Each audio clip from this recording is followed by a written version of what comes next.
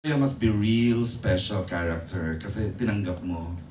After watching ng mga babae, our age or younger or even older, ano magiging reaction kaya ng tao dun sa journey ni Gloria? Ang talino ng tanong. Wow, ako pa ba naman? Kaya nga ako andito.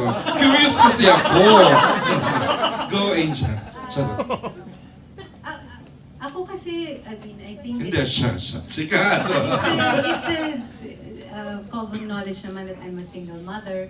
So, alam natin na ang mga babae, maraming pinagdadaan Sobra. ang mga yan. Oo. And with age comes weight in their personality. So, and also comes a lot of insecurities. And kasi hindi hanggang ganitong panahon hindi mo alam kung tama yung ginagawa mo. It's all, 'di ba? Parang you're always testing the waters. Hindi mo alam kung tama mo bang pinapalaki yung mga anak mo. You Ay, ganun ba? even up Especially to for a this day. single parent. Yes, Oo. especially for a single parent, and Angel Oo nga, pala. should know that too. But yun, it's you're always Oo. and direct Connie. So alam mo yun, so it means so much to me na I can communicate something to women out there na Okay. yun nga, yung very strong kasi yung sinabi sa akin ng Direct na gusto ko itong movie na to, no body shaming, no age shaming. Kasi dito, di ba, as you know, like I should know this, as we age, a lot of things give to gravity, to age, ganyan. So, i-embrace mo ba yun? Tatanggapin mo? It's something that you have to live with, but do you live with it, masaya ka? Or is it something that will always bother you? So, itong pelikula na to, gusto namin, maging masaya ka kung sino ka, kung nasan ka ngayon, kasi ginawa mo lahat yan. So yun. So, Ay, para sa mga Filipino women pala itong mga to. not just for women, but, But for- women in general, and anybody, any individual, di ba? Parang ganun lang. So, I'm very happy that I am part of a movie and a project that empower people, humans, and not just women, but everybody. Correct.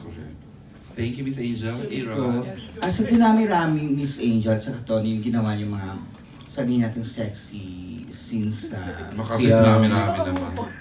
Ano yung pinaka-mas may lande na tumatak sa inyo, na mas pinaka-gusto ninyo? Na i-reenact nyo ngayon. Charot lang. The first one talaga. Yun yung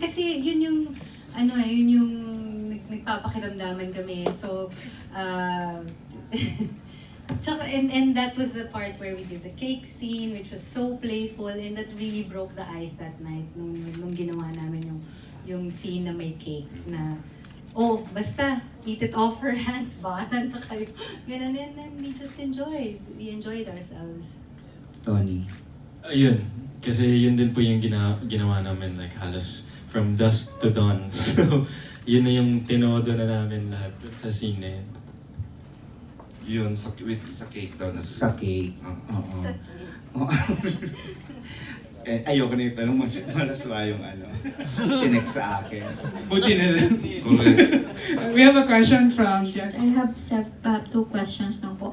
First, nung nilabas kasi yung trailer, because it's very unconventional story.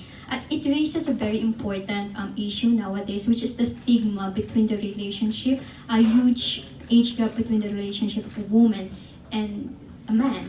So, first, in-expect niyo po ba na ito yung mag-raise ng ganitong issue yung pelikula? And what's your message for the woman who's going through the same process of relationship?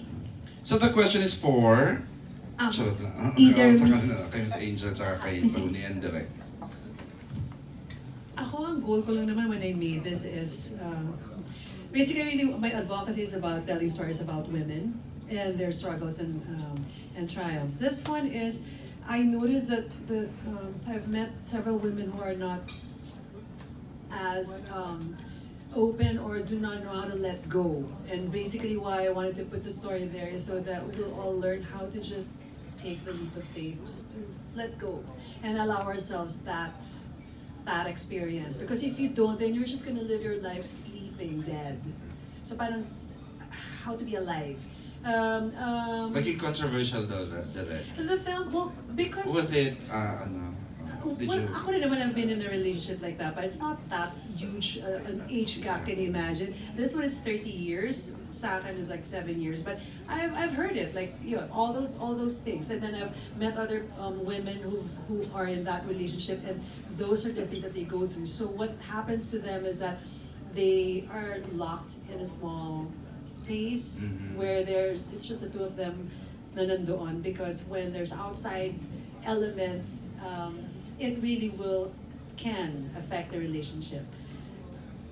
So para sa akin, ganun din, parang let go. And besides, it's also about us women growing old and embracing that age.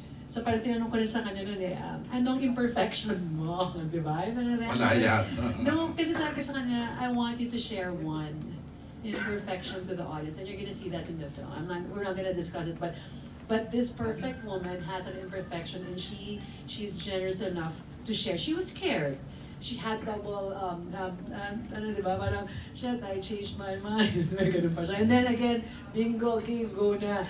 Because, again, it's liberating. For me, for her, and hopefully for everyone who will watch, na ma-liberate ka from the things that's stopping you from being you.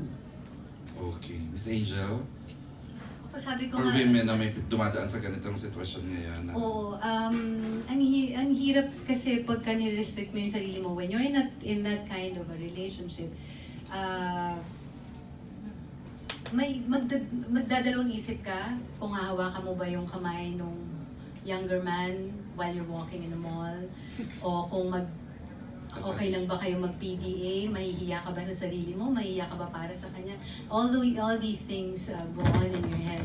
Pero, yun na nga, sana palayain natin yung mga sarili natin na I am in love with this person, I love him very much, and if he genuinely loves you, then he wouldn't feel ashamed holding your hand in public, kissing you maybe, every now and then in public. Kasi, pag mamahal naman talaga But is you know what's naman going how on people between are, you. di ba? Exactly. But Ang with- bayat, ang but pantatandang with the- bata ng jowa, di ba? Exactly. So, di ba may mga ganun kang maririnig? Pero kung makikita nila na no regrets and wala kang, ano man tawag doon, yung no apologies ka sa ginagawa mo dahil totoo naman yung nararamdaman nyo para sa isa't isa, then I don't think mag-iiba yung reaction nila. Kasi makikita nila na between the two of you, it is something real, genuine, and beautiful. Beautiful. Yeah. It's glorious. Jocelyn, you're good na, Jocelyn? Or si Tony will answer dun sa... Tapos yung reaction ng mga tao, maybe it's a good thing. At least, diba, nakikita, this is a gauge na maybe they'll start to see it differently. Maybe they'll start to accept it and, see it as a beautiful thing, as what it is. Tony, ikaw. Yun, sana after Men your nitong, age. sana after nitong movie na to, masanay na rin po yung mga tao kasi yun na po yung uso ngayon. Go get yourself an older woman. It's not to, it's not to... No, hindi naman, it's pero... not to sell that. No, hindi, pero So if it does happen, hindi, ang ibig ko sabihin, I think this is something considered quote-unquote taboo. Yeah. Pero when you think about it, how long have people been doing this? Like, Michelle Pfeiffer has been doing this for so long, and people... Demi Moore. Yeah, diba? Like, this is something that... This is something that people, or maybe especially here in the Philippines, because we are a conservative country and we're a religious country, it's not something we want to talk about. When we talk about it, we get a little bit uncomfortable. But when we look around the rest of the world, this is something that people do. This is something that, this is how people live their lives, because they're not looking at the age, they're looking for love, you know what I mean? When you get to a certain point in your life, you want to be with somebody and you don't really care how old they are. You just want to be loved and you just want to love back. So, ayun, I think, yeah. I think with the trailer, everybody got out of their comfort zone. And even us, we were out of our Feeling ko marami nakarelate nung nakita nila yung Yeah, trailer. and then it made them, it pushed them to react, di ba? Parang, we have to make a reaction. Hindi na siya pwedeng magano. Parang tayo rin naman, out of our comfort zone din naman what we're doing here. Correct? But then again, translated to them. So then, yun, nag-stir na. We stirred them, and that's what the purpose of making this. Okay. She's good na, si Jocelyn. Jessica. Jessica, sorry. Wait, Jocelyn. Jessica, guy. Last na lang po, Miss Angel, nung linabas po kasi yung trailer, Miss LEA Salonga gave a really wonderful thought about the trailer. One of the comment dun sa thread sa post niya is, Miss Angel can get any man kasi ang ganda-ganda niyo po. Sinabi nila yan? Yeah, kasi ang ganda po, ang ganda ni Miss Angel. Ano po ba ang sekreto ng isang Angel Aquino at napakaganda niyo po?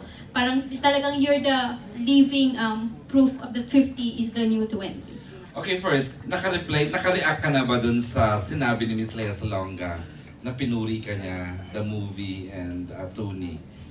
Did you see the heard tweet? Yeah, well, oo, parang may Screen grab ang Dreamscape? Oo, nakita ko yun. And I'm so thankful kasi I did not know that she will react that way.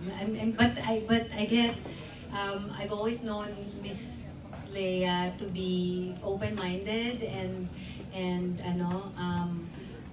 exposed yan eh. Exposed, okay. diba? Sa She's lahat very na. cultured. She's exposed to wide ang exposure niya sa maraming bagay. And so, it's comforting for me and validating for us na tinanggap niya ng ganon yung message na gustong ipakita ng pelikula namin. And Natuwa what the ka movie naman, was no? actually all about. Considering that she's a married woman and she planned her life very well.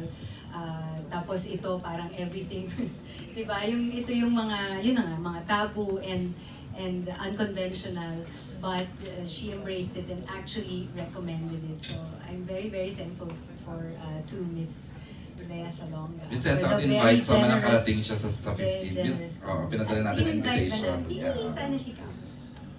Okay, Tony, may tanong ba kay Tony? Okay, thank you, Jocelyn. Jessica! Charot lang. Bago mo ako i-correct. Charot.